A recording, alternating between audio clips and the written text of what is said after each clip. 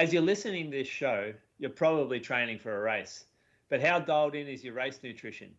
Precision Fuel and Hydration has a free online planner that you can use to work out how much carb, sodium, and fluid you need to perform at your best.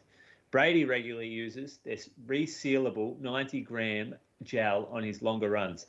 Click the link in the show notes to use the planner to personalize your strategy for your next race.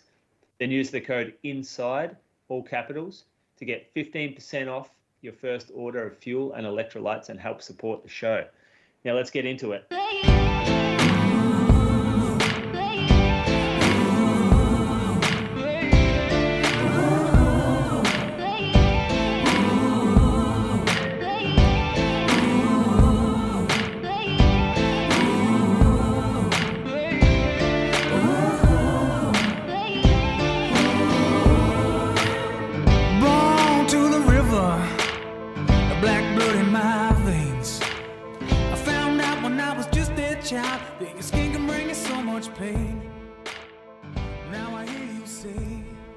Welcome to episode number 336 of the Inside Running Podcast. Thank you for joining us for another week. We've got a big show coming at you this week. Jess Stenson joins the 223 Marathon Club. We've got local races to talk about.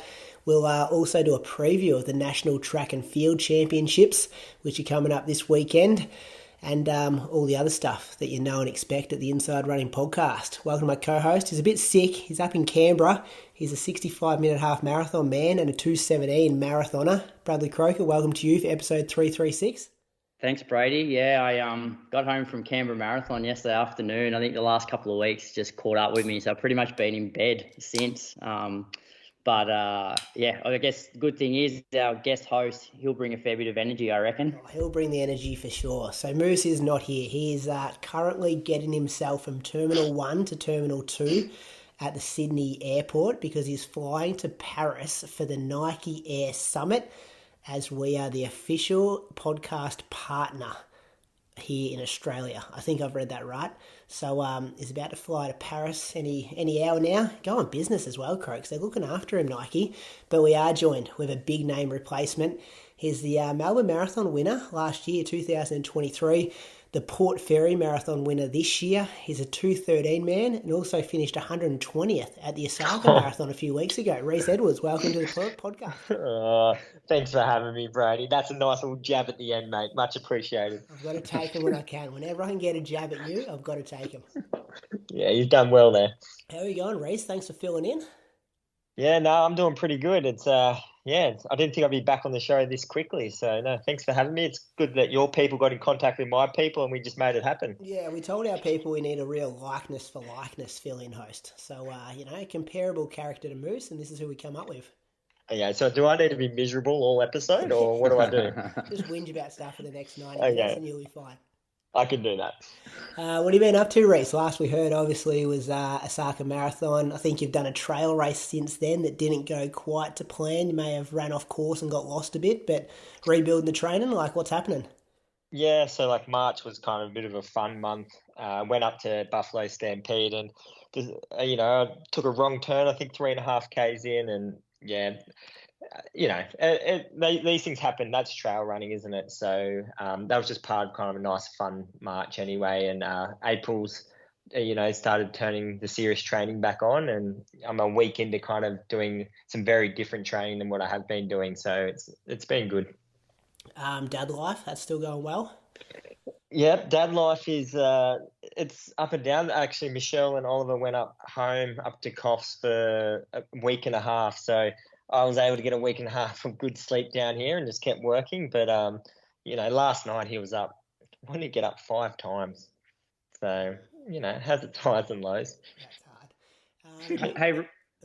Sorry, just Reece, we were chatting on Facebook probably a week ago, and I think you said in one of the messages that the sort of debacle at Buffalo Stampede sort of made you want to focus a bit more on the road stuff again.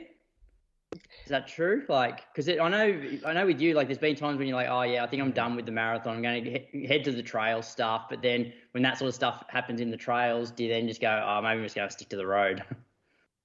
Look, it was maybe not even that kind of me going the wrong way. I think the thing that has done it is you go from sitting at Osaka Marathon, say in the hallway or the hall that they set up with, 200 elite runners, and you can't even have the wrong coloured shoelaces on, otherwise you get disqualified over there. Like, it's just very elite and serious, and it's a very tense environment. And then I went up to Buffalo Stampede, and it's exactly what a great trail race should be. It's relaxed, and everyone's there to have a good time, and it's more about kind of that. And I think something flicked in my brain where I was like, I still want to go fast. I still want to be competitive. Like, I still like the competitive environment.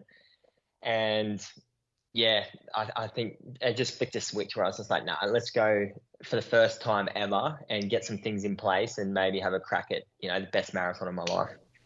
Oh, I love that. New sponsor too, Reece. Decked out head to toe in some ASICS kit here we see on your Strava photos.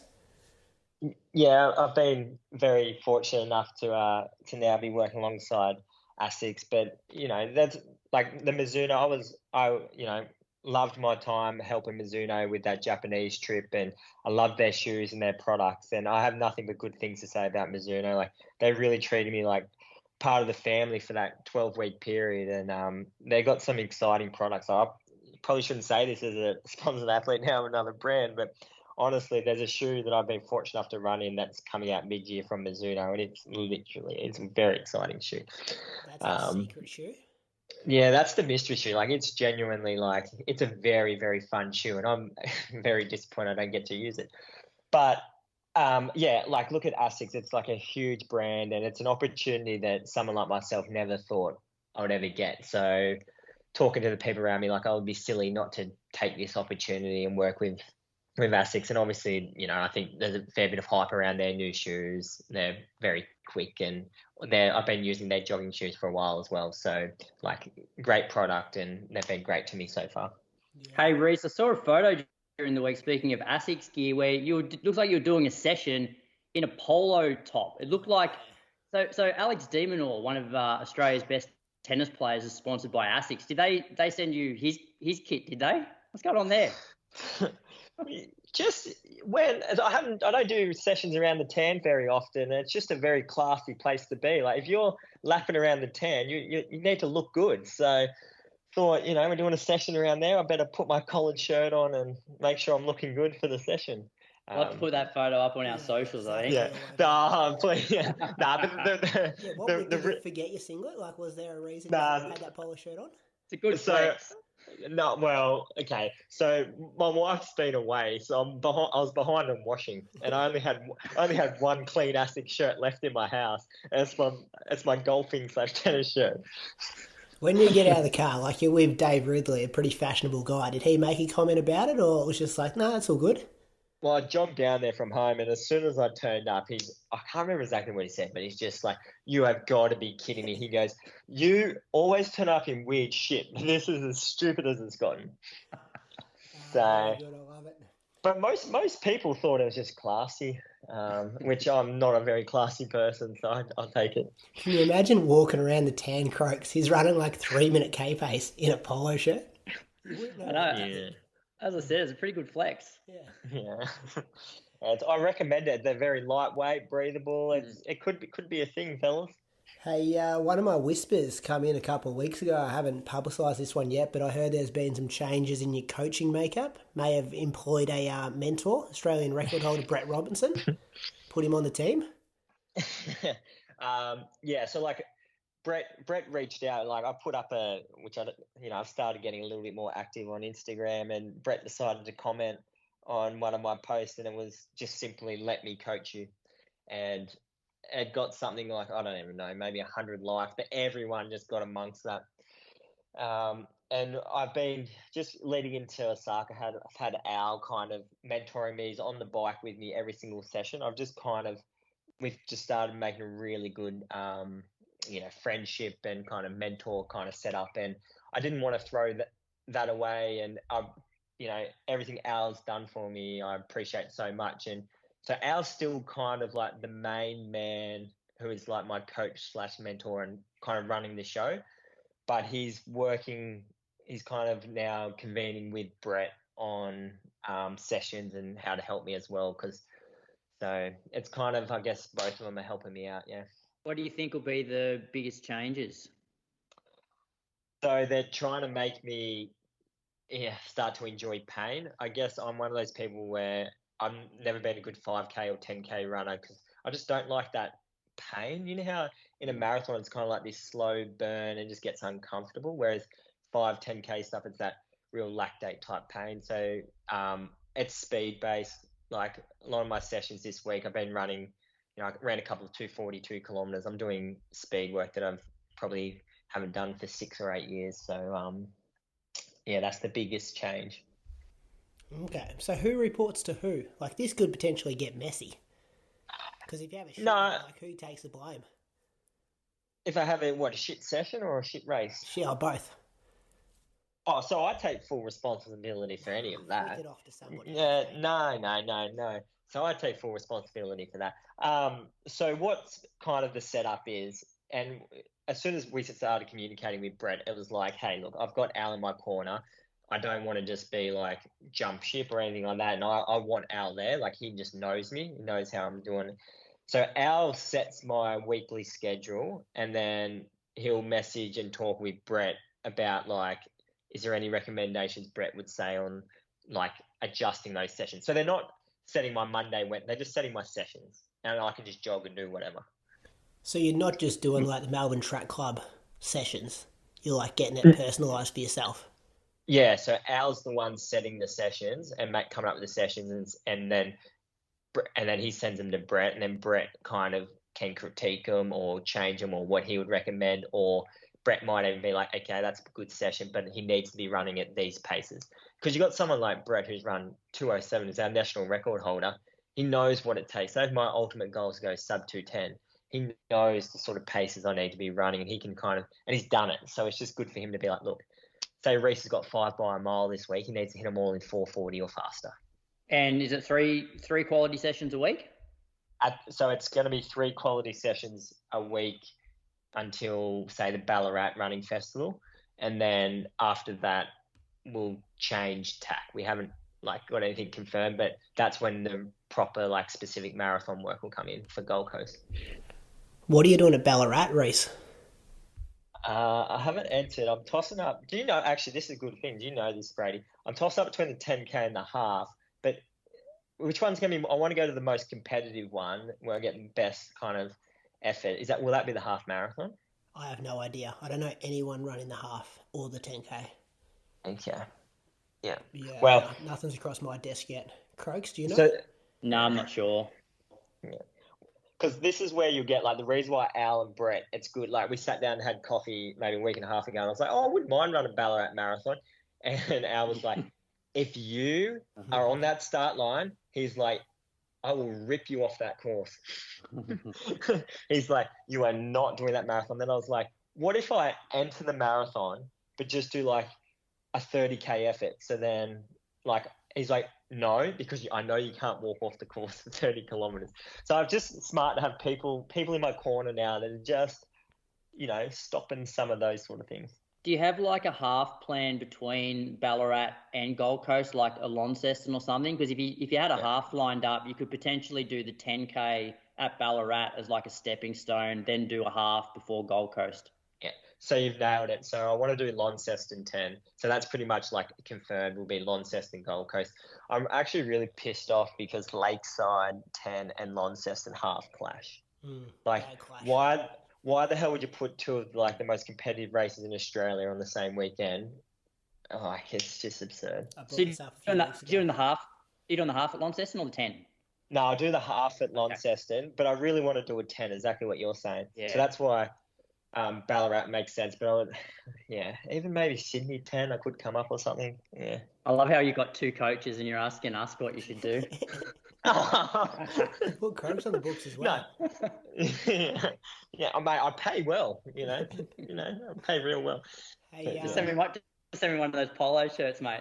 That's all I need. Do you want a polo? I promise you, you give me your address, I'll send you a polo. Nah, it's all right. No, you've said it now. Hopper looks after me. Hopper looks after me. Mate, look, I've got you, bud. I've got you on the polo top. Hey, Reece, where you at with your Athletics Victoria club? your previous teams merging with Box Hill. Have I heard that? I've also heard that you're all going to run for Sandringham in Division 2 instead. Like your club's gone and you all go to Sandringham. What's the latest? So the email we received was the clubs amalgamating with Sandringham, is it? Yeah, Sandringham. Yeah. I don't think there's anything about merging in with Box Hill, but I had a verbal kind of agreement with Box Hill a few months ago, and I'm a man of my word. So Zach is trying to sit me down for a steak and a beer, but we'll see. Jeez, Melbourne Uni. folks. Oh yeah. Box Hill getting Reece Edwards though, very hard to beat that. Yeah. And I think that's the thing. Like, I hate Bendigo so much that you got to do what you got to do sometimes. Are they going to pay you? No, mate. No one has to pay me. I'll pay to beat Bendigo. No one has to pay me. Yeah, it could cause us a few issues. I'll let the boys know about that when we get off air. Anyway, let's hear about your running week. Take us Monday to Sunday of last week. Oh, geez, do you have my week up? I need my iPad. I do. No, you don't have it. You did 16K on Monday, 4:25s. Is that last week? Okay, yep. So 16K on Monday, and then so I just do singles at the moment, and then Tuesday would have been my. Actually, Tuesday it was absolutely bucketing down with rain, and I as a 5 o'clock, and I'm walking out of work, and Al gives me a phone call, and he goes, "Mate, there's no way in the world I'm coming out on the bike." He's like, "Don't worry about doing 8x1K. Change your session to a fartlek." So the session we did was 4x90 seconds, 4x60 seconds, 4x30 seconds, and we had equal. The recovery floats that were equal to the effort. So it's kind of 24 minutes continuous running, and I think I averaged 3:08 per kilometre for the continuous 24 minutes. I was very happy with that. Good going. Kind of like modern fartlek in a way. No 15s, but an extra 90s. Yeah, kind of. Al's kind of. He's like, we're running for a marathon. He's like, so we're doing modified monos. We're just not really doing the 15-seconders. We're kind of like, what's the point? As I say that, it's Mona's fartlek. He's run 2:08. It's one of Australia's greatest of all time. So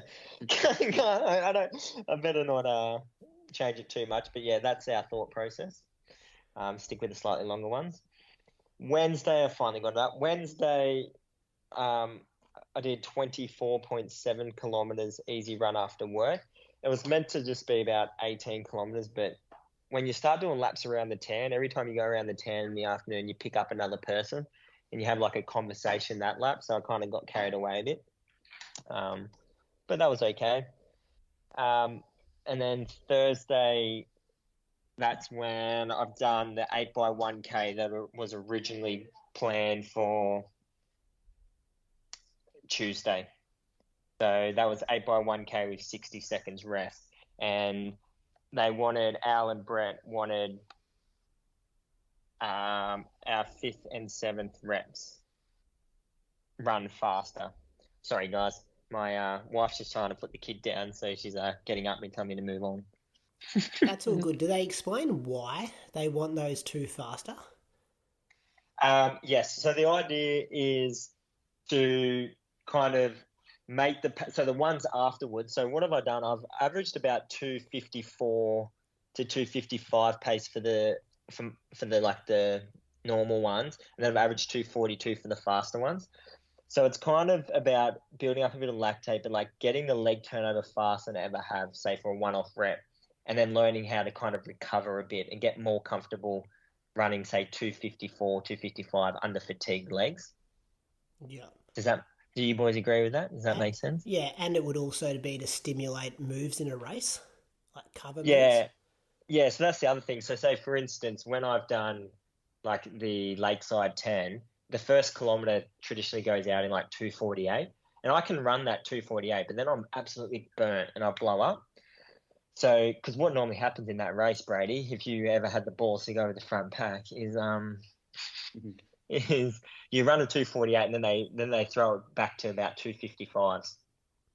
Yeah, okay. And so I don't get comfortable back at those 255s, and that's when you come through me at 8K. Those I guess those quicker 1Ks would also like spike the lactic quite a bit as well. So it's sort of teaching your body to be able to clear that while still running fast, like on the next rep. Yeah, and it's interesting because I think the easy reps, I think so, would be 6 and 8. I've got a feeling I've run them maybe at like 253, 252, struggled to come back to like 255 after running 242 pace. Like the first 90 seconds of those slower ones, it hurt. Like it feels really, really bad. But then after about 90 seconds, it feels all right again. Yeah, because you've started to clear that sort of lactic a bit. Yeah, but that's exactly where I've always struggled. Like, this Croaks, even in the past when I've done, like, say, Sydney 10, 2017, as soon as I go over my threshold, I'm gone. Like, I just go backwards so fast. So maybe I'll get better at I'll build my threshold, but get better at not blowing up as bad. Yeah. Thanks for bringing up that Sydney 10 race, mate. Yeah, you would have beat me there, did you? Yeah. Gee, you got a good memory, Croaks. 2018 it was. Was it 2018, wasn't it? Yeah. Oh, there you go. Yeah. I think is that still my official IAAF PB? Might be. And that's funny because that course is about 9.6K. IAAF, that's when you know you're like an old athletics head. Is it not IAAF? It's called World Athletics now. I always Google people's names, IAAF. Oh, yeah, I do as well. Yeah, it still comes up. Yeah. There you go. Friday, 14K easy jog. Saturday was our 3-lap progression run around the 10. So this is the first time I've ever done this sort of session. So it was about 40 minutes of continuous running. And anyone that's run around the 10, we went, where did we go? Clockwise, we went up Anderson Street hill and then around. And you think you get to the top of Anderson Street and you think, oh, it's all downhill from here. But there's actually like that little top bit where it kind of drops a little bit and then it kicks back up again. And I believe I ran the first lap in maybe 3:19-ish pace, the second lap in about 3:14, 3:15, and the last lap was in 3:06. So I probably should have run the second lap a little bit quicker. What were the actual instructions for this session in terms of, like, were you given exact paces or was it given, like, effort? It's kind of goal times. So Al knows this off by heart. So he was kind of like 12:45 to kind of 12 and a half for the first one. And then he kind of wanted around 12 minutes, maybe a bit over 12 minutes for the second one. And then he was being very optimistic. And then he wanted kind of between 11:30 to 11:45 for the last one. And I've gone 12:35, 12:18, 11:44. Good session. Yeah. It's funny because afterwards Al was like, after the second lap, I thought there was absolutely zero chance you'd be able to run under 12 minutes for that last one. Saturday Arvo did 11K easy jog, and then Sunday just did the Capital City Trail around Melbourne, 36 kilometres for a total of 159 clicks. Yeah. With one double. Pretty good going. Yeah, one double. I don't know if it's the best thing or the worst thing that ever happened to me, but I ran my 2:13 marathon and a 63 half off doing singles. So now I just don't stress if I can't double. What sort of mileage do you reckon you'll get up to? Like, will it sort of hover around that 160 in singles, or will you sort of get up to like 180, 190 with doubles? No, so I'll hold about 160 until the end of April, and then I'll start doubling. I'll say double Tuesdays and Thursdays definitely, and then I'll probably end up getting up to that 190, 200K in the build up to Gold Coast. Yeah. Goals for Gold Coast this far out?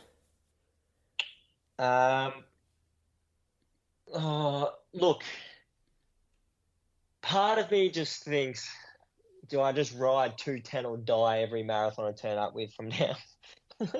But no, the goal, it's kind of just going back to what I was saying, all that road to Osaka, unfortunately. Like, just run a PB, Reece. If I can run a 2:12, it'll be phenomenal. So, yeah. Take that. Good week. Croaks, what have you been doing? Clocked up like 100k in 5 days of running. That's pretty good for me. So, and then, obviously got sick, but kicked off on Monday, which was public holiday, Easter Monday. So I just did 45 minutes around Mulligan's at sort of 4:25s. Tuesday session, it was like it was meant to be really wet and windy here on Tuesday. So on the Monday, I said, look, let's train down at, this Reece, Lennox Gardens. Oh, yeah. Yeah, so the reason why, because like often if we're down at the lake, we'll do our sessions on the north side between like Commonwealth Avenue Bridge and Kings Avenue Bridge. But the problem with doing sessions there is you run you run west to east and then you turn around and go east to west. And like that's the direction of the wind. So you're pretty much getting half a session with a massive tailwind, half the session, headwind and then tailwind. Whereas Lennox Gardens, it's sort of like you can do like a 2K loop where you're not in the wind for too long, but it was so windy that the water was coming up over actually onto the path. So there was actually waves on the lake and it was hitting the concrete wall and splashing over. But session was an 8-minute rep, 2 minutes recovery, and then 6 1-minute reps with 1 minute recovery. We took 2 minutes rest after the last 1 minute and then another 8-minute rep. So a bit similar to what you were saying, Reece, where like I love these sort of sessions where you do the first 8 minutes, which for me was like 3:21s, and then the 1 minute reps were like 2:57 to 3:04 pace. And then when you go back into that second 8-minute rep, like I ran 3:15s, but it probably felt easier than the first 8-minute rep after having done some quicker 1 minute reps. So quite like that session. Yes, that was Tuesday. Croaks, just on that workout, if people are doing it at home and that last 8-minute rep doesn't feel like that, you've probably done it incorrectly. Yeah, I'd you say went too hard in the first 8 minute and never recovered. Yeah, I think the good thing about this one is because a lot of people were racing on the weekend, so for them they were doing like a bit of a taper session. So some people only had like a 6-minute reps and 1 minute reps and 6-minute rep. I think you can pretty much you should never feel too bad in this session because you're getting 2 minutes recovery between like the sets, which is pretty generous. Like you run an 8-minute rep, you get 2 minutes recovery, and then you're only doing 1 minute reps off 1 minute recovery. So I think even if you're running the 1 minute reps too fast, I think the 2 minutes between the sets is probably enough to still feel okay on the 8-minute rep. But yeah, you're right. When you're training in the right zone. Yeah, I would always say to somebody that you do want the second 8-minute rep to probably be faster than the first one, and it should almost feel a bit easier as well after having done the 1 minute reps. Yeah. Yeah. So I say probably like the first rep maybe 10K pace or a bit slower, and then the second 8-minute rep probably closer to 10K pace. That's all relative though. Yeah, for me. I said to Reece, go run an 8-minute rep at 10K pace. He needs more than 2 minutes to recover. Oh, yeah. I reckon you'd be all right. It's a third of his race nearly. Yeah. Anyway, I guess for me, I don't even know which 10K shape I'm in. And also there's probably a bit of GPS error around there because it's a few turns and stuff like that. So anyway, it was a good session. Wednesday, my midweek long run, which was 90 minutes, 4:11s, 21.5K out at Mulligan's. Did gym that afternoon. And then on Thursday I had off. And then Friday we were down at the lake, just standard sort of 30-minute tempo. So I did this one with Jack and actually had James Tunbridge in town. So he's the race director of the Wollongong Running Festival. So he was in town because I had a marquee set up at the Canberra Marathon weekend. So the three of us did the 30-minute tempo together. Felt pretty good on this. I ended up averaging 3:26s. It turned into a bit of a progression run, really. Like we're probably closer to like 3:30s for the first half, and then towards the back end, sort of a few low 3:20s. But I was happy with how that felt. I put the Alpha Fly 1s on, which always makes things feel a little bit easier for me compared to, say, the like Next Percent 2s. What happened to your heart rate data here? My heart straight line.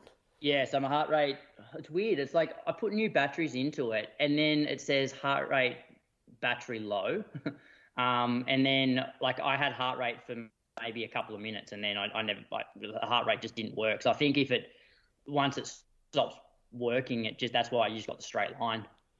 So I didn't have any heart rate data after the first couple of minutes. Get one of those armbands; they're good. Yeah, I think I just need to get different batteries. Yeah, but that's the problem with those ones. When you start taking the batteries in and out and replacing them, heaps of people have issues with them. Yeah, because what is it like? Because did I have heart rate, like a normal heart rate trace for the first part? It's pretty much jumps to 160 really quick and just stays there till 4K, and then it just jumps to 181 and just stays at 181 for the second 4K. So I reckon I had it for 2 minutes, the heart rate, because I can see when it sort of turned into a straight line. So I was like 163, and then just straight line after that. You wear heart rate, Reece? No, mate, I've never worn a heart rate monitor in my life. Okay. Does that do your head in, Croaks? That would do. So this is why I just take all that stuff out of my control. Because like if I was doing a session to heart rate and it went flat line, like that'd do my head in. I'd be like, you know what? Let's just walk off course. What's the point? No, I guess I'm probably using the heart rate more just because of all the heart stuff, just to monitor it in terms of like if it does sort of go out of control. And so because in the past, when I first had the heart issues and I wasn't wearing a heart rate strap, I'd have this like shortness of breath, but I didn't have enough like objective data to say there's something wrong. Whereas when I had sort of the symptoms and then a heart rate strap and the heart rate was showing, 200 plus, then I'm like, okay, something's definitely wrong. So I tend to just use the heart rate now just for the sessions, to make sure that, it's all tracking really well. Plus it helps just give feedback to the cardiologist as well. So that's the main reason for that. Yeah, that makes sense. Yes, Saturday was an interesting day. Because I had Canberra Marathon on the Sunday, like handing out drinks and stuff like that, I wanted to do my long run on the Saturday, and it absolutely bucketed down, like from pretty much Friday night all the way through till about Saturday lunchtime. It was like not like the torrential rain, but just that really heavy rain that's just constant, just doesn't stop. So I met Frosty, so Greg Frost was down from Wollongong, and so I'd organised to meet him at 7 a.m. And I woke up and I'm just like, if I wasn't meeting him, I probably would have like put the run off to later in the day. We got out of the car, it was still like we could just see.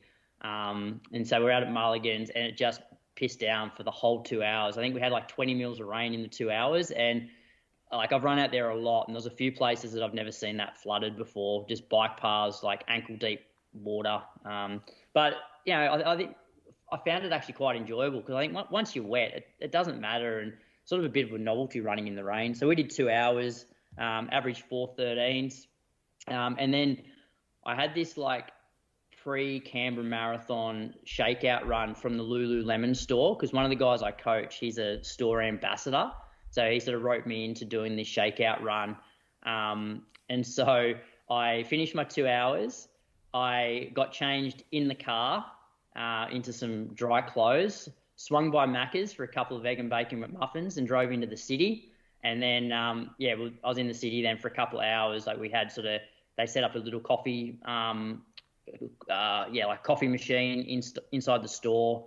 We just chatted sort of, nutrition, pacing, that sort of thing. And then went for a bit of a shakeout run afterwards. I was sort of hoping that the shakeout run was going to be canned because of the rain, but people still wanted to go out for a run. So I did another 5K.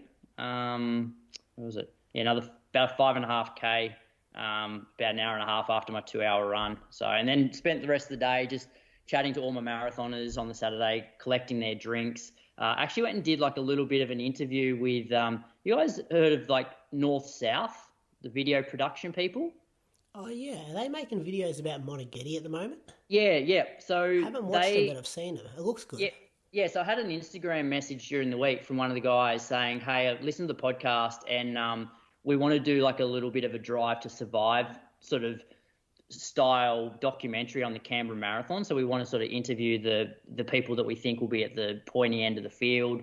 And because I coached Zach and Bronwyn, who were potentially sort of up there, they wanted to do a little interview with me as well. So after the Lululemon thing, I got changed again into some more dry clothes and then headed over to the National Library for a little interview. And then we had our first open home like straight after that as well. So pretty hectic. And then Sunday I didn't run. I was probably going to run in the afternoon. I was obviously sort of running around the course, just getting to different spots to hand out the bottles, but that wasn't on Strava. So that was my week. I got home about lunchtime from the marathon, and I was pretty much straight in bed, just with like temperature, cough, headache. You know what it's like, Brady. Big weekend though. Bit of influencing at the Lululemon store, interviewing for documentaries. Get those guys to make a Drive to Survive on the AV season. That's what we need, Reece, don't we? Yeah, that's a good 10-part series, 10 races. Well, I that said the world against the bats. Well, also, what about even like a series in the lead up to Nationals this weekend, men's 1500? Yeah. Getting all of the storylines there from women's big hitters. marathon team for the Olympics. Yeah. Imagine that started 6 months ago after Sinead popped that time out. 12 months ago. Be pretty good, but yeah. So it'd be pretty good, but there'd be like 12 people that watch it. That's us three, and then like 9 other people. But yeah, no, I think it could cut through. Yeah. So my week was 100. Yeah, basically 100K in 5 days of running. Don't mind that from you. That's a good week. I'll whistle through this week, fellas. Monday, I did 70 minutes. I was coming off being sick also, Reece, but I'm back going this week, and I'm planning to run Ballarat Marathon, but I'm trying to cram the training in as much as possible to get in decent shape in a couple of weeks' time. You're doing a full marathon? Yeah, I didn't know that. I was trying to do an old double dip on the Osaka Fitness. You would have done this in the past, wouldn't you? Not happy with your results, so you try to pull it off again? Yeah, but he does it the weekend after. And he doesn't pull it off. I'll tell you, I've run a 2:14 into a 2:13 4 weeks apart, boys. Yeah, that's impressive. That's good going. So I was going okay, then I got a bit sick, and now I'm going back okay in this week. So 70 minutes in strides Monday morning, and then 40 minutes on the treadmill in the afternoon. Tuesday I did 8 by a mile off 90 seconds, slow jog between. I averaged like 3:15 pace for the miles. And yeah, this was good. This was a bit of a turning point for me that I'm feeling okay. I can start training pretty well. I probably could have done 10 at that pace if I wanted to, but I kind of capped it at 8, come out at 15K at 3:29 pace. Then, so have you run them at that pace because you've been sick? Like, have you run them slower because you've been sick? Yeah. I call this like threshold pace. Like, I think in a race I could go a lot quicker than 3:14 for a half marathon, but I think off of sickness, I don't know, it's probably 7 a.m. by myself, solo. Like, I reckon I could probably run a half marathon at 3:08 pace, but that's what 3:14 pace feels like in training, if that makes sense. Yeah. So yeah, a fast control pace that I had my heart rate on and was looking at that as well. Probably averaged just over like 160 for the efforts, and it was dropping pretty quick, which is something I also look at in that 90 seconds just to check how quick it's going down to make sure the pace is manageable. And do you have one of these new armband heart rate monitors? Do you? I've got the Coros armband one, so I was sick of like my chest getting ripped up and stuff, so I've been wearing that probably for whenever they came out. I remember Moose was talking about when they got released at his shop, and I just bought one straight away. I've probably done every run in it for the last 3 or 4 months, and it's been really accurate data. It's amazing how they can just keep swapping locations around your body, isn't it? Like, who knows where the next location is, eh? Yeah, that's it. Much more accurate than the wrist stuff. Yeah. Wednesday I was in Melbourne. We went to Melbourne Tuesday afternoon, so I ran an hour around Princess Park, which I noticed, Reece, that you don't do any run around Princess Park usually, but I love it. 3.2K, sandy track. It's got a bit of a, I wouldn't say hills, but just like it just rolls up and down a bit throughout the loop.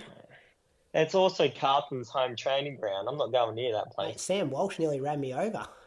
I was running there you go. I was running past the entrance, and this car's come in. It hasn't quite seen me, and then I've like locked eyes, and it was Sam Walsh with his hoodie pulled over his head, keeping a low profile. So that is a bit annoying how the cars go in and out of that section.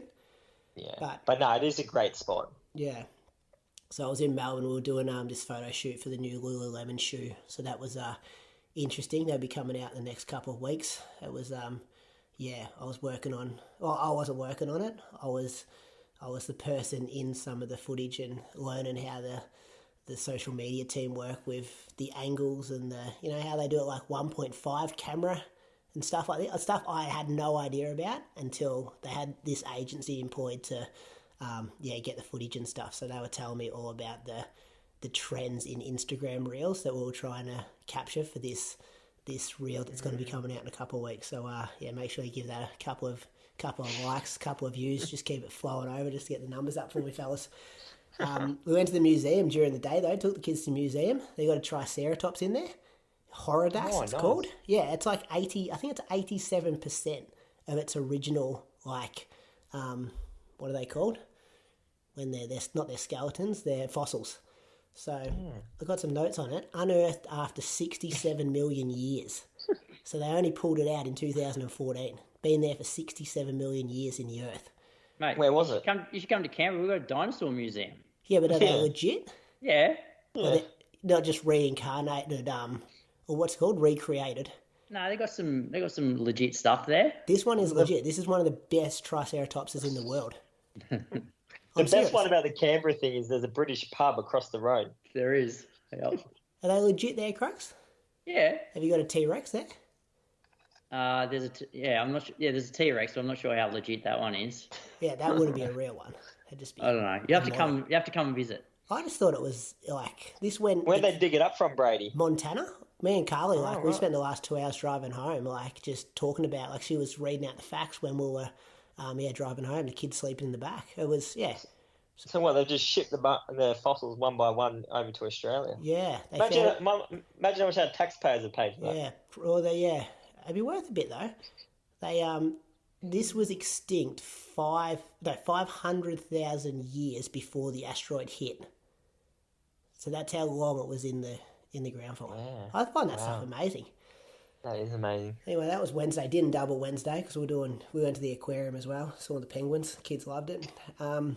Thursday, I jumped on the Melbourne University athletics track for 2 sets of 10 by 400 off 50 seconds walk. I jogged a lap between the sets, so we're talking 20 by 400 here.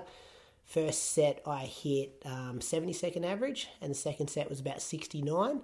I did have written down like 72 and then 70, so I was a bit quicker than planned, but it felt pretty good. It's a weird track, that one, though. You boys trained on it? Long straights, sharp bends? I raced on it maybe back in 2017, and it was like a bit of cement exposed and stuff. Has it been resurfaced? No, I think Zaka told me it's going to get fully ripped up and they're going to make it blue. Yeah. I've only been there. I watched the beer mile there once. The after afternoon 10 relays? After 10 relays in like 2012, I reckon probably. I was there that day as well. I would have walked straight past you and wouldn't have known who you were. Very rock hard track as well. I was grateful that I had permission to train on it, but it's an odd track to do workouts on because I feel like the bends are like 70 metres and then the straights are like 130. So you feel like you got these really tight bends and then you're just in a long straight. So it was good though to be on a track. Like hot air balloons flying over my head as I was doing the workout.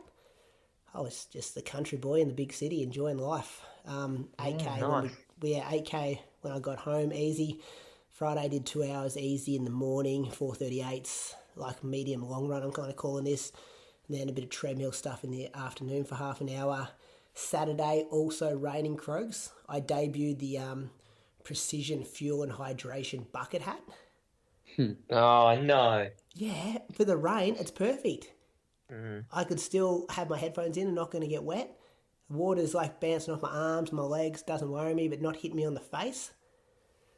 It was pretty good. So you joined the bucket list family. First time I've ever worn a bucket hat when I was running, and I thoroughly enjoyed it in the rain. Really? That's controversial. Yeah. You think my polo shirt is controversial? Bucket hat, seriously. Yeah.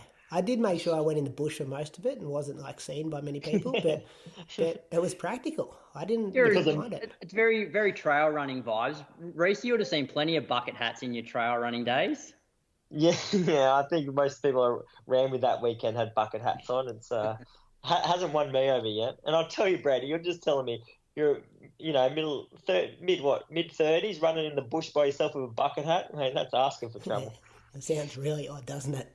It was good. I enjoyed it. Then I think I did a double as well Saturday, and then Sunday drove to Bendigo. I did a I've got this loop that I've done once before when I was building for Rotterdam back in 2000 and I'm going to say 20 when it got cancelled due to COVID. I remember Moose had in my program to run, I think it was a 3-hour long run, and I kind of made this loop.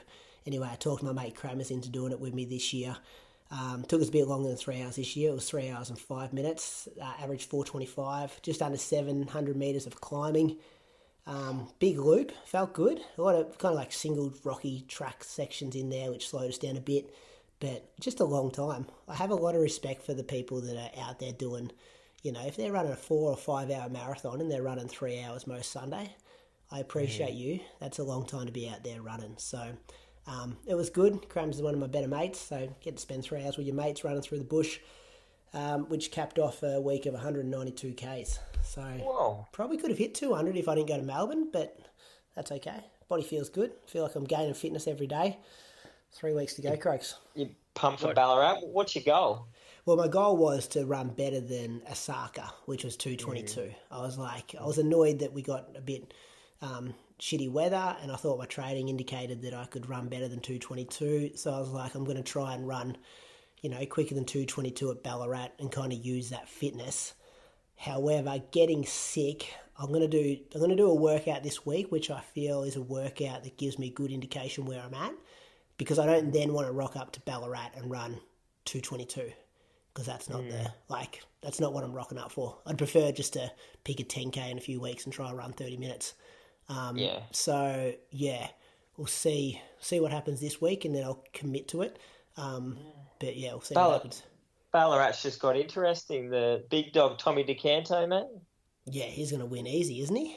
Unless he gets sick the week before, which can happen with Tommy. No, that is true, yeah. I may or may not have received a message about pacing at a certain pace. I don't think I could hold for much more than 5K. Does he want to try and get the qualifier at Ballarat? I think he's going to go out at that pace, yeah. So if there's anyone else listening that wants to win Ballarat Marathon, yeah, I hope you're in good fitness. Mate, if you run the half, he might beat you. They start at the same time. I'll sit on him and then, out kick him with 100 to go. So you can pace him. You can win the half and pace him at the same time. Potentially, yeah. Yeah, I don't know if I can go out and run 64. I don't think I can run 64 in Ballarat, so he might be out there solo winning everything. Yeah. So you're, Brady, you're no certainty yet for Ballarat. I thought it was all locked in. Well, it was, but till I haven't actually entered, because when I was sick for like 3 weeks, I was like, I'll just wait till this sickness clears and then I'll enter. And then I was thinking about it more and more, and I'm like, yeah, the goal is to, run something that's better than Osaka. And if I don't think I'm in shape to do that, well, I'm not going to run a marathon just for the sake of running it. What's the prize money? They pay deep? Oh, not if Tom DeCanto's winning. Yeah, I don't think I'll be getting much prize money. They pay more than first. Yeah, I know. I'm not in the sport to make money though, Croak. So that's not something that. I think you do. We know you love cash. No, nowhere near as much as you. That would be enough reason to go and rock up and run 222 and pick up some cash. Yeah. You've just done 3 hours You've just done 3 hours on Sunday. Put that 3 hour run to good use. Go and run the marathon. 2,500 for second, 1,250 for third. The guy I coach is in very good shape. He would be very hard to beat as well. Nate Stote. Oh yeah. He's a regular 65-minute guy. So there's 2 guys I've got to get over. Yeah. And I don't even know who else is in the field. So what's your indicator session then? What do you have to do to be guaranteed for Ballarat? Yeah, well, that's the thing, because these sessions this week, I'm like, I'm in shape. They were good workouts that I was happy with. So I want to do one marathon-specific workout. So I think I'll probably do like 4x4K. And the other session I always like doing is a longer tempo run, like 25 to maybe 28K at 95% 220 pace. And if I can get those done, I'll be like, yeah, cool, let's do it. Yeah. In the same week? Yeah, potentially like a Wednesday, Sunday. Yeah. That's enough gap between them. Yeah, that's fine. Yeah. I love how Reece, not big.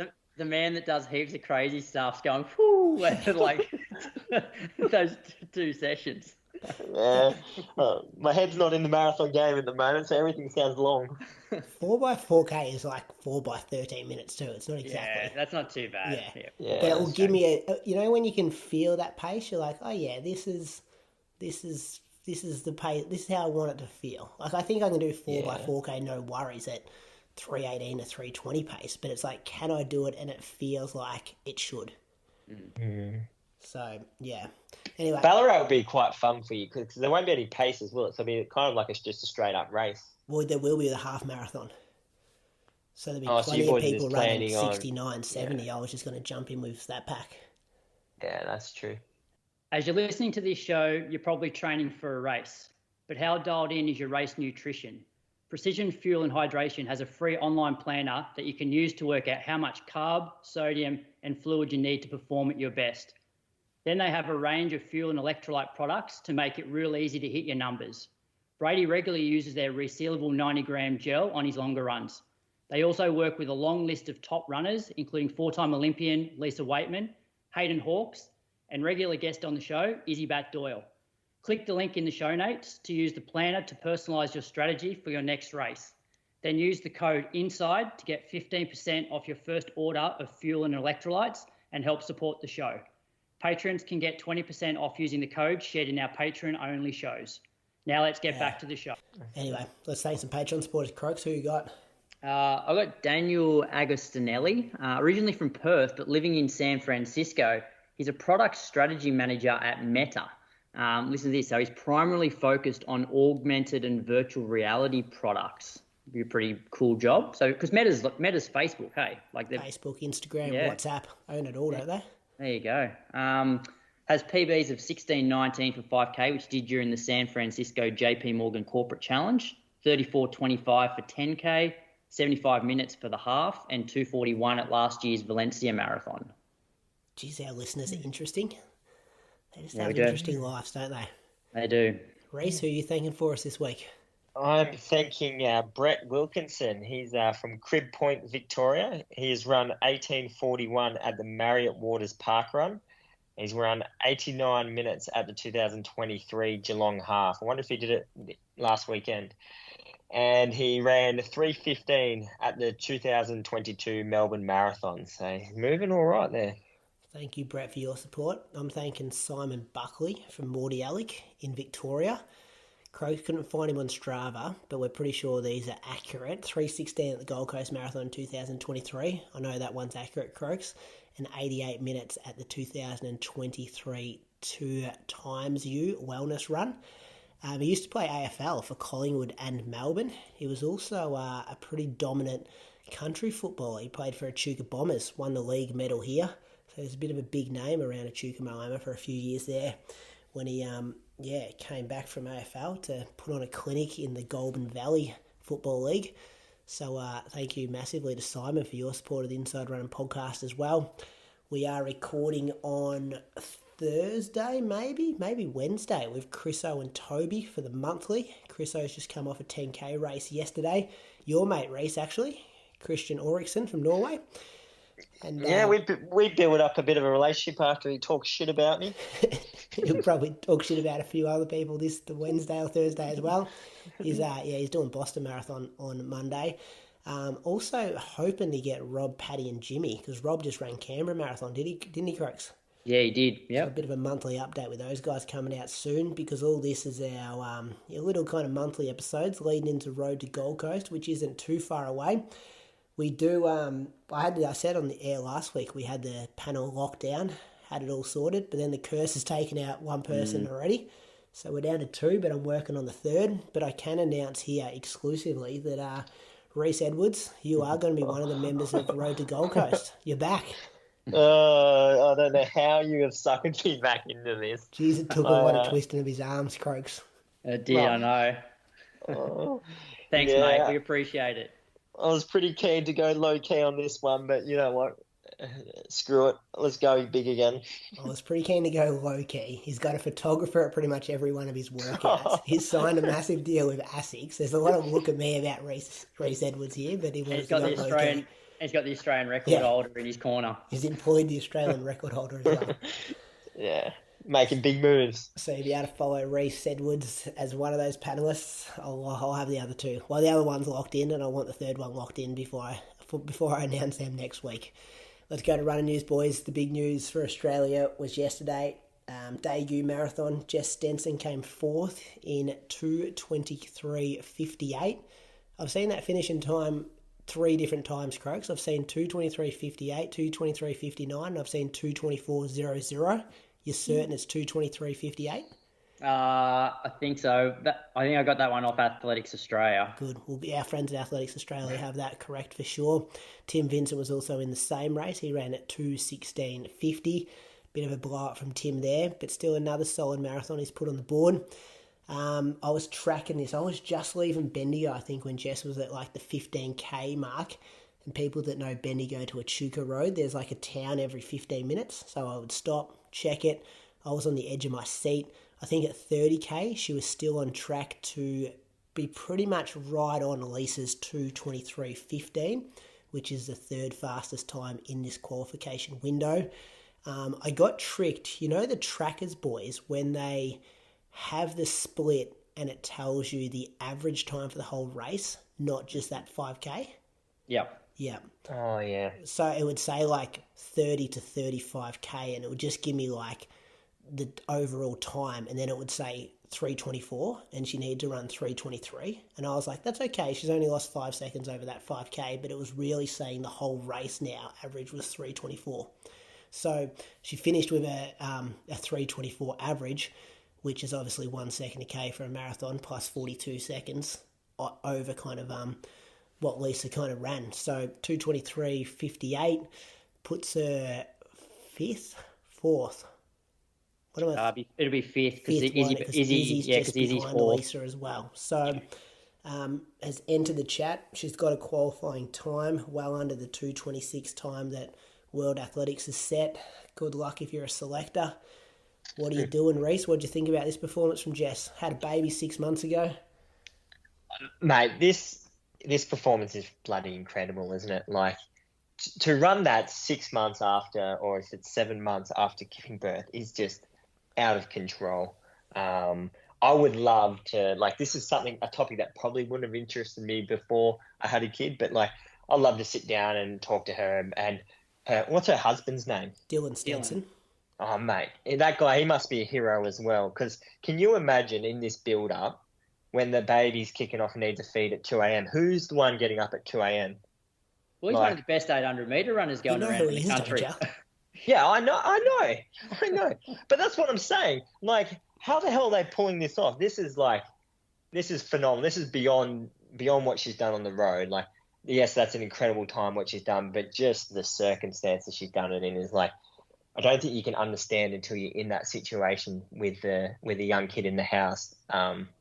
Yeah, it's pretty incredible performance. 90-second PB, around about that too, wasn't it, Croaks?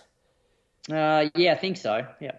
So PB, yeah, I just am blown away with the prep time. Like we say 6 months after giving birth, but she might not have started running until 6 weeks. Like she might have been, you know what I mean? Like the first 2 months. You'd think even 12 weeks. Yeah. I think 12 weeks is what they're recommending. And then she's also trying to train with the newborn in the house and her other child.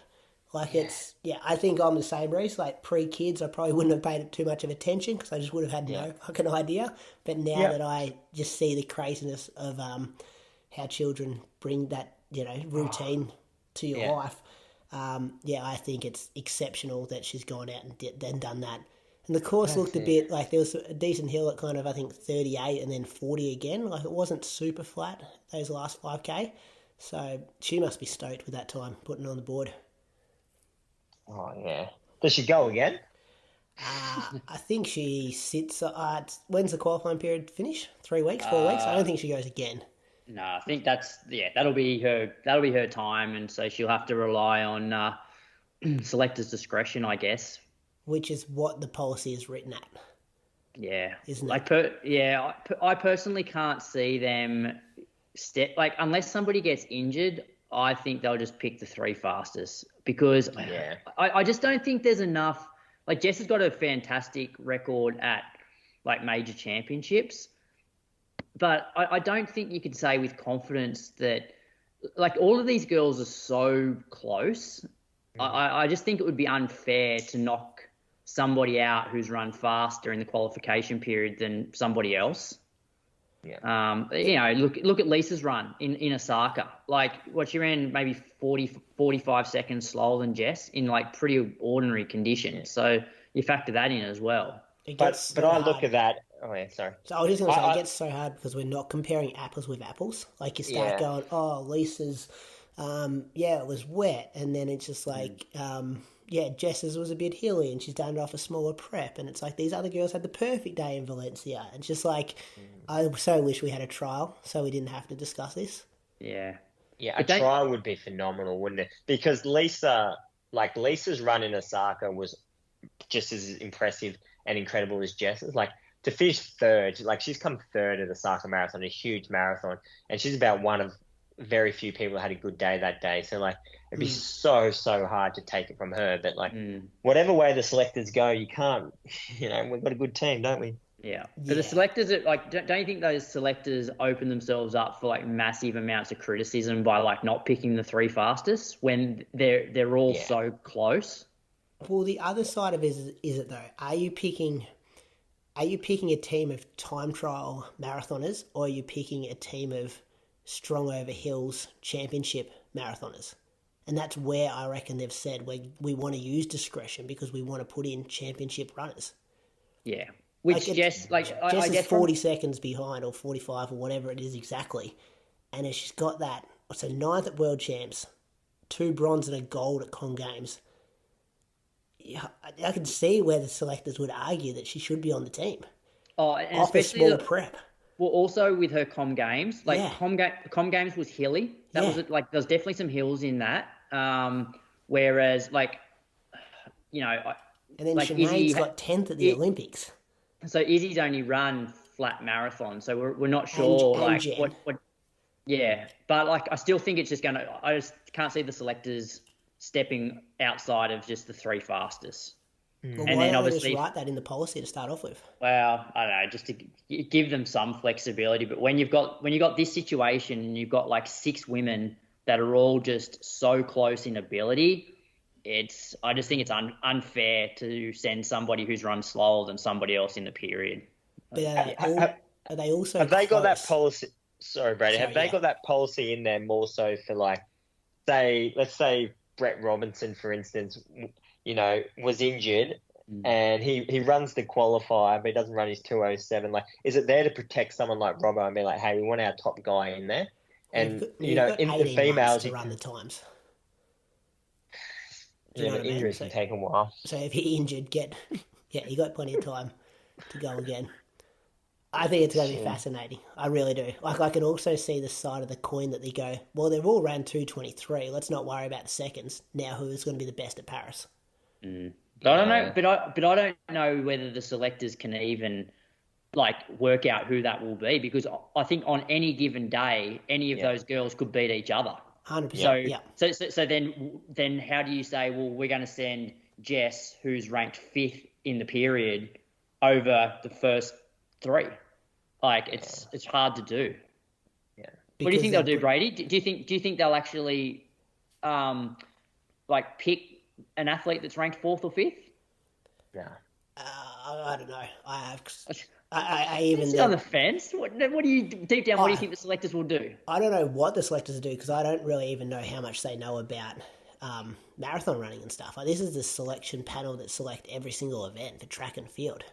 So I don't know how deep they go into the history of championships and look at courses and who's ran what splits and things like that as well. If I was a selector, and there was a poll today on the this athletics Facebook page thing, and just pretty much asking, hey, you're a selector, who are the 3 you're picking?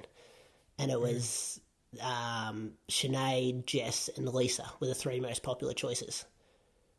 And really? Yeah.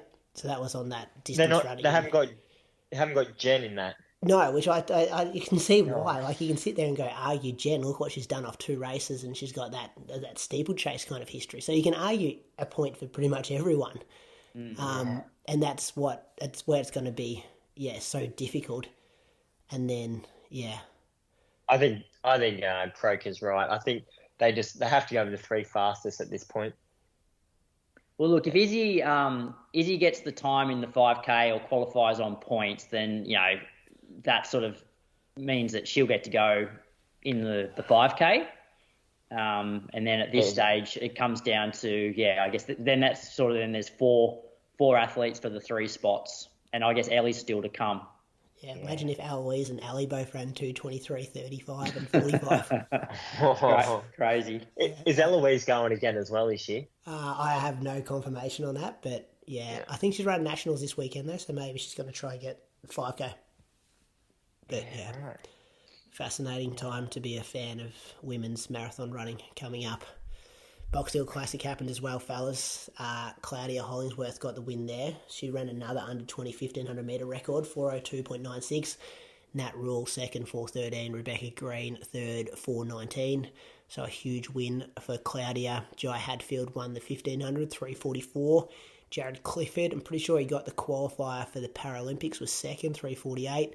Logan Janetzki, good friend of the show, in third, 3:49.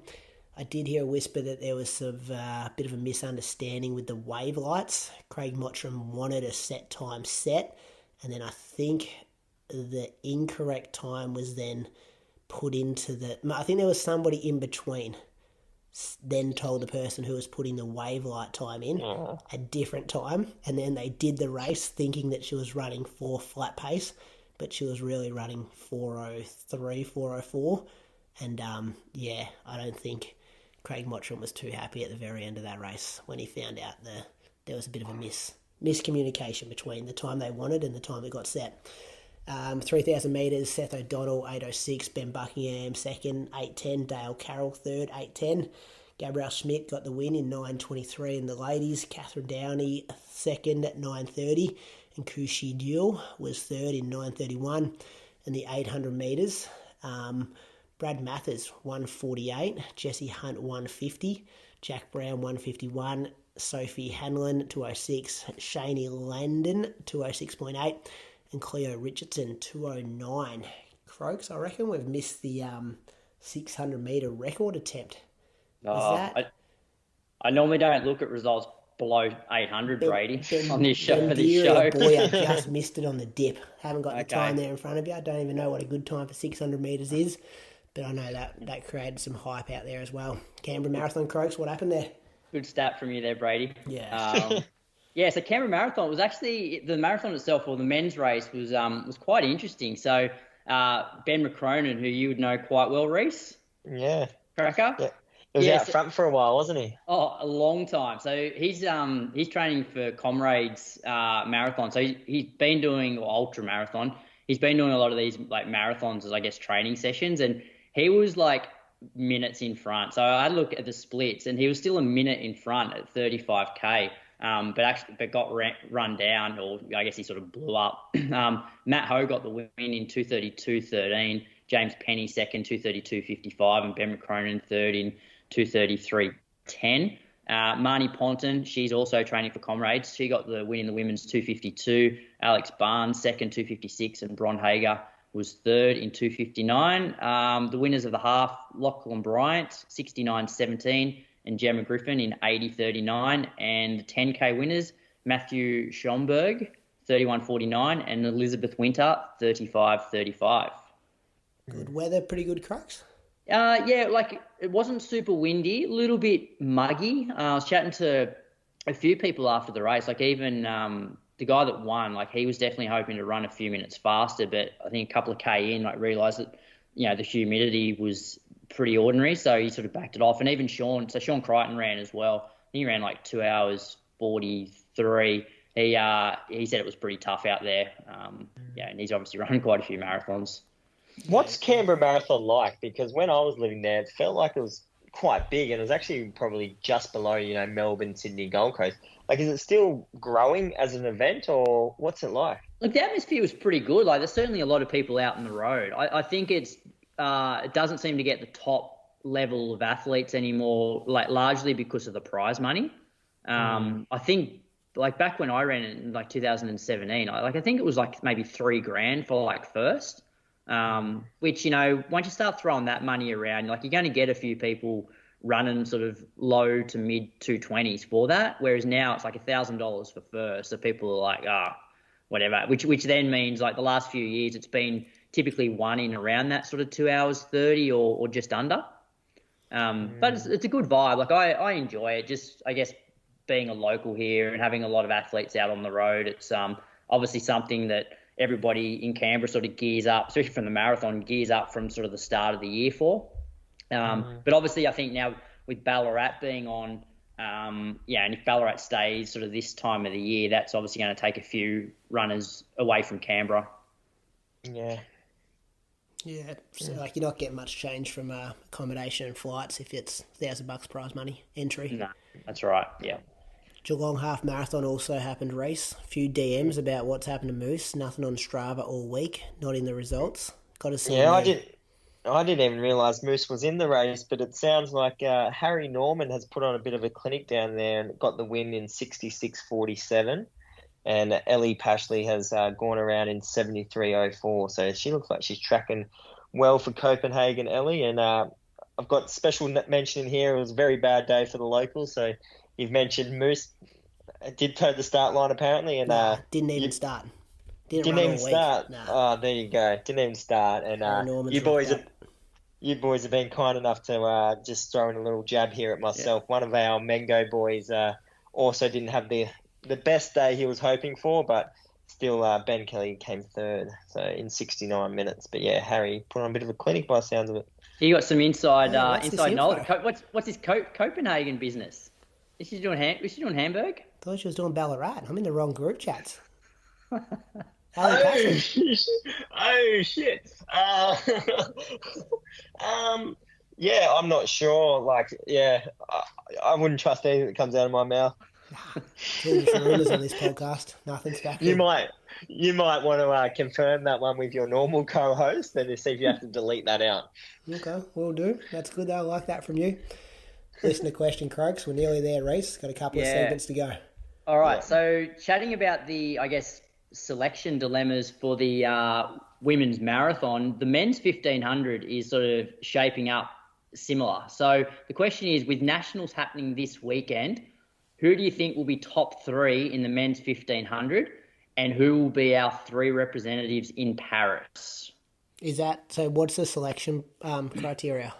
Well, I haven't read it. In the past, it's generally been if you finish top two at nationals or the trials and you have the time, you're pretty much a lock. And then the third position is a little bit more discretion. But in the past, it's been really important to finish top two at the trials, and then the selectors will often pick you if you've got the time. So I'm sort of assuming that it'll be something similar to that. I'll try to find it while you're talking. So run through some of these names. We'll go men's 1500 first. Yeah. So I guess the men's 1500, you've got Ollie Hoare, Stewie McSwain, Adam Spencer, Cameron Myers, Jesse Hunt. They're sort of the ones that are, I guess, have run like close to the standard. I think like Jesse just missed the standard. So what's that? 1, 2, 3. Jhye Edwards is in there as well. But I was trying to say, don't sleep on Jhye. Yeah, I was chatting to Jhye today. He's a scratching for nationals, unfortunately. Ah, shit. Yeah, just having some Achilles issues again. But he's still hoping to get overseas and race. So he won't be running this weekend. But you've got Ollie, Stewie, Adam Spencer, Jhye, Cam Myers, and Jesse Hunt, who have either run the time or like very, very close. Jeez, there's a lot of. So I guess the first on one. Website here. I'm struggling to find. And they're all racing nationals, are they? Yeah, other than Jhye. Everyone on this sheet is locked in for nationals. You see that on the agenda there? What a race! It's a bit blurry, but yeah. So who's your top three then, Reece? Mate, I don't mind a little bit of an underdog. Like, who's our defending champion's actually Callum Davies, isn't it? It is. Don't sleep on Callum. But now that Jhye's out, I would have said Jhye. But look, I actually watched an interview. I think it's hard to go past either Oliver or Stewie being like those two going 1-2, I imagine. And then I think that third place, I reckon I'm going to go between. I reckon Callum Davies will. Actually, no, it's hard with mine. Jeez, it's hard to pick, isn't it? I've got to put it. Look, I'm going Davies for third. All right, Brady. I think Ollie Hall hasn't raced leading into this. Is that correct? Yeah. Look, that's what I'm concerned about for this weekend. Is that Ollie is maybe underdone in terms of racing, but he's the fastest guy in the field. So they've come out. Him and Morgan they went straight to Adelaide 2 weeks early. They've got that whole OAC group in Melbourne that they could have went to. They just went, no, we're going straight to Adelaide. We're taking this so serious. They're messing around. That's odd for them to do that, isn't it? That shows how serious they're taking it. Yeah, but I guess they don't. I know they're both from Sydney, but it's not like they have a real home base here. So I don't know. Why not go to Sydney for a week and a half and then just go to Adelaide on the Wednesday? Yeah. Yeah, so I'm just saying, I reckon they're taking it serious. So I don't think Ollie's got the new haircut, got this purple silver colour hair. You seen that? I reckon it'll look right on you, Reece. I know you got a bit of a receding hairline, but I reckon it will suit you pretty well, which means he's ready to go. Look good, race good. But hard to go past Stewie. So, and then Cam Myers could win as well. So there's my top three. Yeah. Not sure what order, but Ollie, Stewie, Cam Myers. Yes. So I'm going to go. I'm going to go Stewie. Yeah. I'm going to go Stewie, Adam Spencer, and Cam Myers as my top three. You don't reckon Ollie will be there?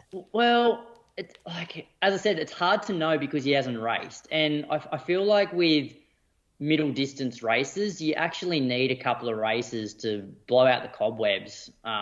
It's hard to run, because we're talking guys that are in low three, basically 3:30 shape. So Ollie needs to be really close to his best shape to be competitive, because we know Adam Spencer's in form because of what he's done in the US recently. Stewie's always fit, and Cam's run low 3:30s already at Bankstown. So I wouldn't. He's going to have that sorted. He doesn't. Yeah. He's not going to be worried about that. But I wouldn't be surprised if Adam Spencer actually wins the race. He was jogging around Albert Park the other day when I was doing that photo shoot thing. Yeah, but I guess the issue will be if top two are pretty much guaranteed, and let's say Adam Spencer wins and Cam Myers finishes second. It would be very hard for the selectors not to pick those two guys, given that they finished 1-2 at the trials. They ran the time, which then only leaves one spot for either Stewie or Ollie. So, which means one of them misses out on the 1500. It's almost like the women's marathon. There's just so many good runners, but they're all not going to be able to run at the Olympics. Yeah. All right. Next part. Who's your top? Who are the three at the Olympics then for us in the men's 1500? Whatever I'm saying for first, second, and third in this segment is the team we're sending. Ooh. I think it's Ollie, Stewie, and Spencer. I think those three will go. I reckon Cam Myers, he'll have to do what Jhye did leading into Japan. He'll have to put a huge spectacle on and the Nationals, I reckon, to get a spot. Cam Myers he could have, hypothetically, if he didn't get caught up at the Murray Plant meet that last 50 metres, he could have won that, then would have beaten Whiteman and Stewie. Whiteman. It'd be hard. Imagine if he had those two wins next to his name going into this race, and you're saying he's going to come third. Yeah, geez, it's good, isn't it? And we're talking, listeners, here, the heats of this starts Thursday, 12:35 p.m. and 12:50, and then the final is Saturday, 4 p.m. and 4:10. So hopefully we see no issues of people falling over in the heats, and then you just tune in and see all the big dogs and girls. And that's Adelaide. Saturday. That'll be Adelaide time as well. Adelaide time. So if you're on Melbourne, Sydney, Gold Coast, Brisbane, wherever, what do? You add 30 minutes. Yeah. I hope that's right. Women's 1500 Croaks. I think this one's Jess, Abby, Georgia, Claudia. It's got to be from that. Yeah, it's hard to go past. Hard to go past Jess Hull at the moment, I think, for the women's 15. But I'd definitely put Claudia in the top 3, I think. Well, it's going to be interesting because there's a few people that are on both the 1500 and 800 metre start list. So even like Peter Bowles on the 1500 start list and 800. But it's very hard to double up because you've got the heats of the 1500 on the Thursday, heats of the 800 on the Friday, and then the final of the 1500 on the Saturday. So I don't know. They're on the start list, but I don't know whether they will all actually, like Claudia, for example, will she run the 8 or will she run the 15? Because I don't think she'll do both. You know what I'm saying there, Brady? Yeah, she's been so strong over both, hasn't she? Yeah, well, I think the 8's probably the one where, she's already got the standard in the 8, so it probably makes sense to go and try and win the trial, because then you're pretty much you're guaranteed Olympics then. Whereas she doesn't have the time in the 1500 yet. Yeah, and that's what I heard from Box Hill. There was a bit of anger because that's where she was meant to get the time. Yeah, and then it would have given her the option to probably run both, whereas now she's probably better off running the 8 because that will basically seal her Olympic spot, I think, if she finished first or second in the 800 on the weekend. But yeah, I think Jess, Lyndon and Abby, top 3, 1500, if assuming Claudia then runs the 8. Yep. Reece, any more comments there before we go to the 5K? Oh, no, I agree with Creeks. No, nothing to add there. Geez, Georgia Griffith come out and ran that good 3K. Like, only finished just behind Jess, and she's more of a 1500 metre lady than a 3K. True. So she could cause an issue too. So so if she's coming into the top 3, are you knocking out Lyndon, Jess, or Abby? Probably Lyndon. I'd probably go, I think Lyndon at the moment, she hasn't run anything super quick recently, has she? No, well, that's that next number, isn't it? Season best 4:05. Yeah. PB 356.9. It's pretty unlucky when you're knocking out the Australian record holder. Yeah, exactly. You're brutal, you boys. It goes to show where the sport's at, though, isn't it? Yeah. Like, an Australian record holder is not safe. Like, I've basically said that I didn't think Ollie was going to win this weekend, potentially not even finish top 3, and is the Australian record holder. Like, it's the way the sport is. So the 5K double from the 1500 is more doable because the 5K is straight final Sunday. It's the day after the 15 final, yeah. Yeah, so they want to sit and kick maybe. Big players in the men's. So Stewie, Jack, Dave McNeil, Morgan McDonald, Ramsden, Kai Robinson, Ollie Horse entered. I listened to him talking on the podcast and he wasn't really saying anything about the 5K. Jackson Sharp, Sam McEntee. Yeah, I wonder who this is a backup for and who... So Jack's got to start favourite there, doesn't he? Considering Stewie might not be there. Or Kai. It says 13:20 on this sheet, but he's ran 13:05 indoor. What about Morgan? He'd have to be. Yeah. What about Ollie? What if Ollie Hoare's in, like, super aerobic shape? I don't think the way he was talking on the podcast, it wasn't. He was saying, like, I'm racing Thursday, Saturday, Morgan's racing Sunday. Like, he wasn't even mentioning. I say they just put the entry in. Yeah. But what does Ollie do, though? Let's say, for example, he doesn't finish top 3 in the 1500.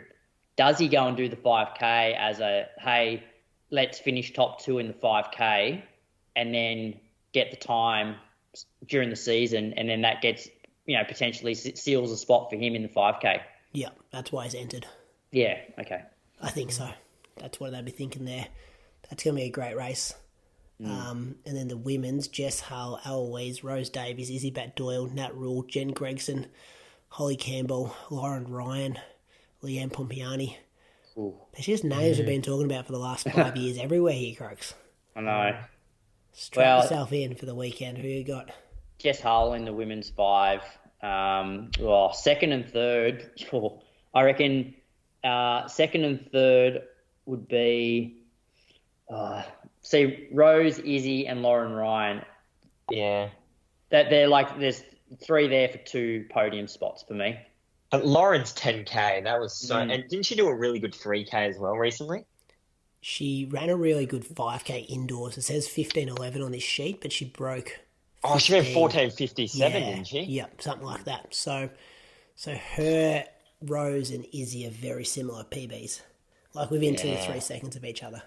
I think I've got to go. I think I've got to put Lauren in the top 3 based off what she ran for that 10K, because I just compare it to guys, and I think if guys are running like 30 for 10K, like they can run like well under 15 minutes for 5.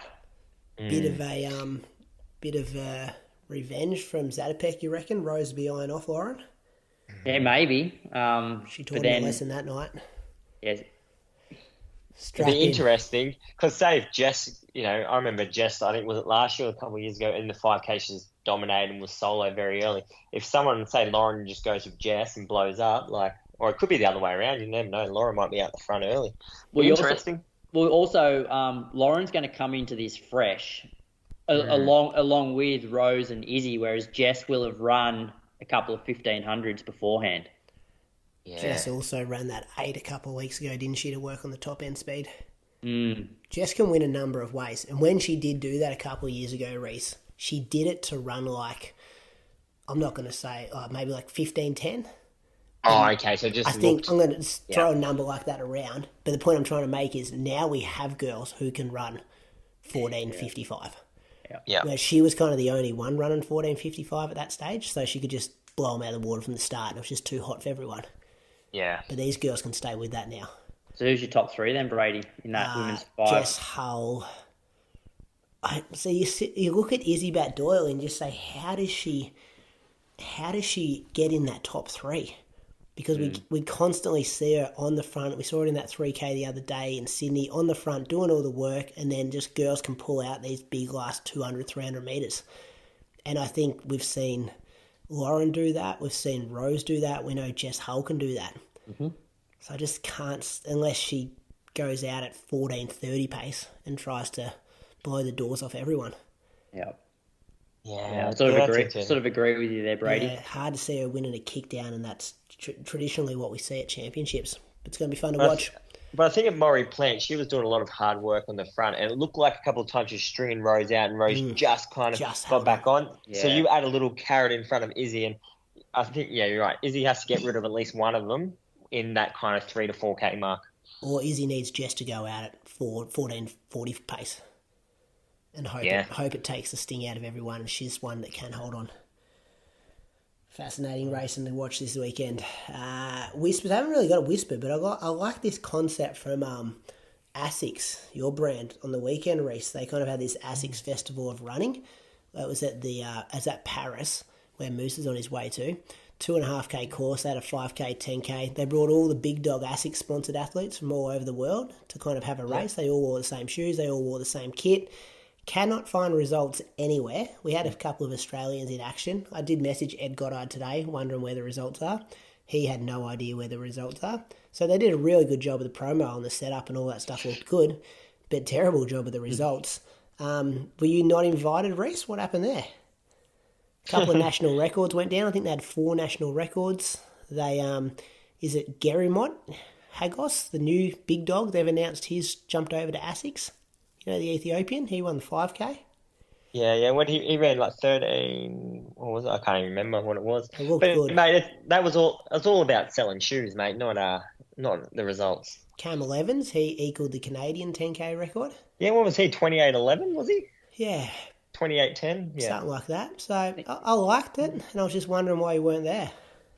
Why wasn't there? Oh, mate, look, I think you needed to be in 27, 28-minute 10K shape, and I think I'm on the lowest tier of ASICS priority, so I'm lucky to get a pair of shoes, let alone a trip to Paris, mate. You didn't have any clean ASICS singlets to wear. Yeah. He pulled the polo shirt out. They're like, no, you stay home. So Isaac Hayne was there. He ran a PB. I'm just checking his World Athletics profile now to see if it's on there, because I saw it's popped up. Oh, it has actually, yeah. So he ran 28:48. Ooh. It's a good run. Ed Goddard, I think it was like 29:20-ish. Leanne was 15:30-ish. 15:33, and I think that was a road PB for her. What was Caitlin Adams? Do you know? Yeah, Caitlin Adams was there as well. She was the 4th one. Cool trip, and I love how brands do this. Like, we've seen it a bit. I thought that was really nice. Like, beautiful spot in Paris there. Like, a little bit of wet cobbles. Like, wouldn't have been the fastest thing in the world. So they've ran incredible, but it'd be a sick event to be a part of. Caitlin ran 16 flat, especially when you're putting it at an event already. Like you've already got 30,000 people running Paris Marathon or whatever it is, and then you just, same sponsors, put it on. I think it's a very smart move from ASICS. Yeah. Reece on the loose is coming up next, Reece. This is when Moose usually goes loose on something. I'm not sure if you got anything. Anything's annoyed you the last week or two? You got anything? Oh, I guess there's something that annoys me all the time. I don't know. You boys probably touch on this all the time, but biggest thing that annoys me about the running world is everyone spends money and spends most of their time doing the 1%ers and doesn't do the 99%. So like you'll have people at work will say to you like, I'm doing Pilates 3 times a week, I'm doing some strength training, doing these stretches. Why aren't I running faster? And you're like, because you're not running enough. Like I'm tired of this mentality of people who think, cutting a few runs out but doing some Pilates is going to make them run faster. Or dry needling, mate. Or dry knee, specificity is all that matters. So I don't know. I guess it's all marketing with companies like these bloody massage hammers. Like everyone's spending $500 for these massage guns, and I don't know. I think we waste a lot of money. I like good it, for Reece. you. Yeah, it's good. Where do you draw the line? Like yoga's okay, massage, physio. Yeah. Physio, absolutely, mate. But so then that's the thing, right? Like people won't spend money on physio because they'll go and spend $1,000 on some blow up boots and a massage gun. They're like, "There's my physio," and you're like, "Yeah, okay, righto." You replace this with $1,500. Would have been cheaper to go to the physio. So that's a bit of a trigger for you. You just want people running more Ks. Well, I just think people overcomplicate things, it's just simple. Like run more and not even just run more. You say to people they're like, "Oh, I just can't work out how to run faster." Like, have you heard of interval training? They're like, "What's that?" Like, you run faster, for 2 minutes on, and they're like, "Oh, no, that sounds too painful." And you're like, "Well, you have a choice here. You either stay how you are or you train harder." But yeah, I just kind of get frustrated with the whole running has become very, very trendy, and it's become more about gadgets and the 1%ers and the 1%ers and why people are running faster and stuff. And it's no, it's just train harder. Okay. You back to blue collar roots, eh? Yeah. But it's true. You boys would see that, wouldn't you? And you'd get a lot of your athletes bloody messaging you being like, I'm thinking of putting some phosphate powder into my bathtub or something. I don't know. I hear that's the latest trend, burn your skin. Who knows? Yeah. Look, it's true. If I look back to when I was running well, there was a strong correlation to the amount of Ks that I was running per week. It was there's no secret or no surprise that if I was running decent amount of kilometers for week on week and month on month, then I was running well. Yeah. And it comes back to when you boys are talking about the heart rate monitors, and you're in a very different scenario, Craig. But I'm like, you boys are promoting these heart rate monitors. People are going to go out there and buy these heart rate monitors for however much, and they're going to replace batteries and all this. And do they even know what they're tracking? Or they're not going into the lab and doing the testing to work out proper zone. Don't get me started on zone training. And but there's just so many gadgets, and people get caught up with all these bloody gadgets, and they just need to run free. I like it. He's a real throwback, isn't he? 70s and 80s, 1970s and 80s. I reckon you would have been the bloke that just cup of water, get through the marathon, cup of water. That's all I need. Yeah, I actually been trying to change that mentality. Yeah, remember when we had him on after he won Melbourne? He's just like, I had one gel. Yeah. You and Tom Buchanan just don't have gels. What's your thoughts on mileage, Reece? I interviewed this guy. It's going to come out Friday. Jake Barraclough is his name. You heard of him? Moved to Japan, started running 250k weeks. Oh, yeah, I have heard of him. I kind of came across him at Osaka, yeah. Yeah, he's a UK guy. But he was just pretty much I just need to run as many Ks as I possibly can to improve my fitness. Yep. And it depends on what distance. Say if it's marathon running, marathoning is an aerobic event. So in my opinion, you need to run the most amount of kilometers your body can handle while still putting in some good quality sessions. So who knows where that limit is? It could be 280 kilometers. I'm happy to test that. But for some people, it could be 120. For other people, it could be 300 kilometers. But I think the more your body can tolerate, the more aerobic conditioning, and especially through running, the more specific, I think the faster you'll go over a marathon. It's different for shorter races. And it doesn't have to be quick. Like, it's just time on your feet, stringing it together. So I disagree with that to a certain extent. Like, I think it can't be a walk in the park. Like, you have to be. I'm talking like 4:30s. Yeah. You look at your coach, exactly Brett. right. You look at his Strava. He does a lot at like 4:20 plus. Yeah, exactly right. Like, it can't be like croaker easy, but it can't be like slow stuff. Yeah, not like, I was talking for a 2:20 guy.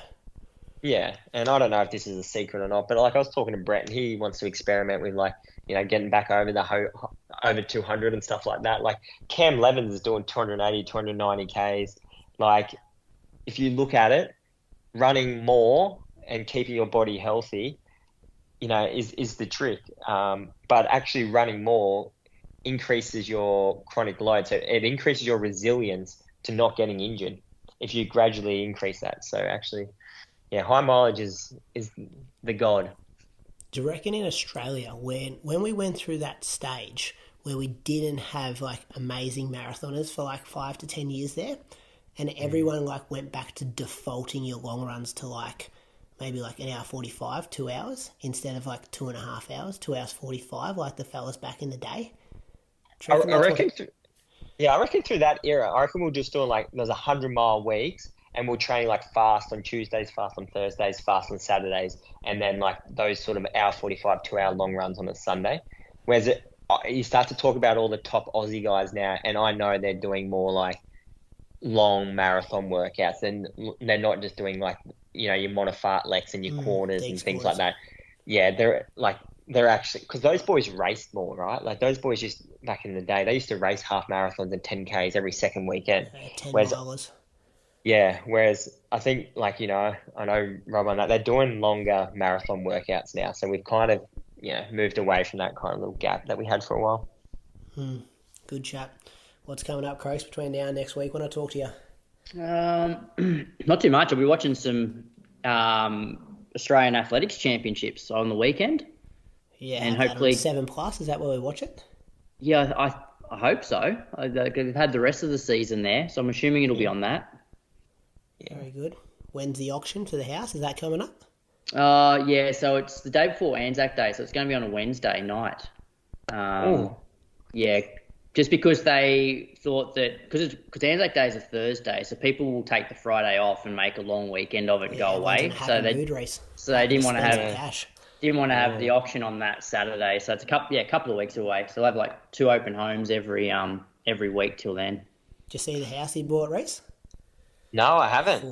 Where are you moving to? Are you going to be leaving Mulligan's? Are you going to be leaving that forward area? Yeah, so 400. Yeah, I'm about 400 meters from where I parked my car to run at Mulligan's. Oh, so you've moved closer. Yeah. So you're in forward, are you? Yeah. I'm moving to forward. Yeah, nice spot. It'd be all bloody metropolitan now up there, wouldn't it? Oh, no, it's pretty quiet. It's like, because it backs right onto the reserve, so it's pretty nice.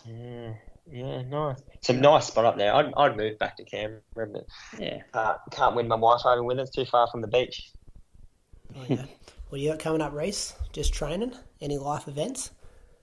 Nah, nothing big in the life events. Just waking up a few times a night and just training. Try and train for Ballarat, Lonnie, and try and deliver a better one at GC. Very good. Thanks for filling in for Moose. He'll be back next week after his trip to Paris. Should see that one of the guests he's interviewing over there, Reece. Well, who's he interviewing? He sent it through today. Who he's got teed up? I'd say, I can't say yet because it'll be all under like embargo or whatever it's called. But probably the biggest name in a female track and field running worldwide. Or the biggest name track and field. Biggest name. Yeah, right.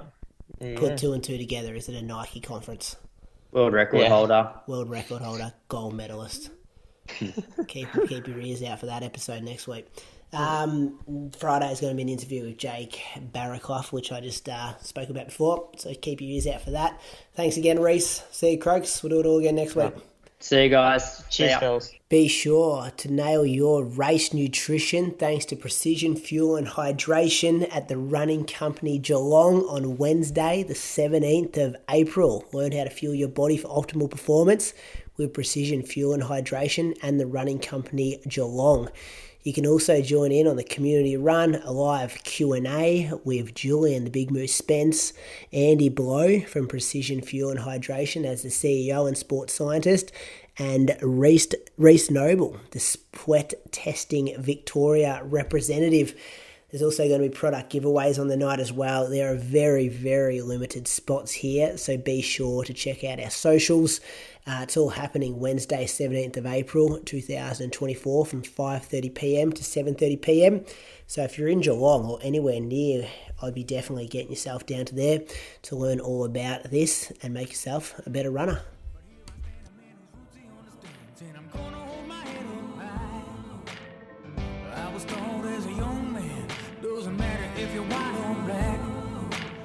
Show love to everyone you meet. Doesn't matter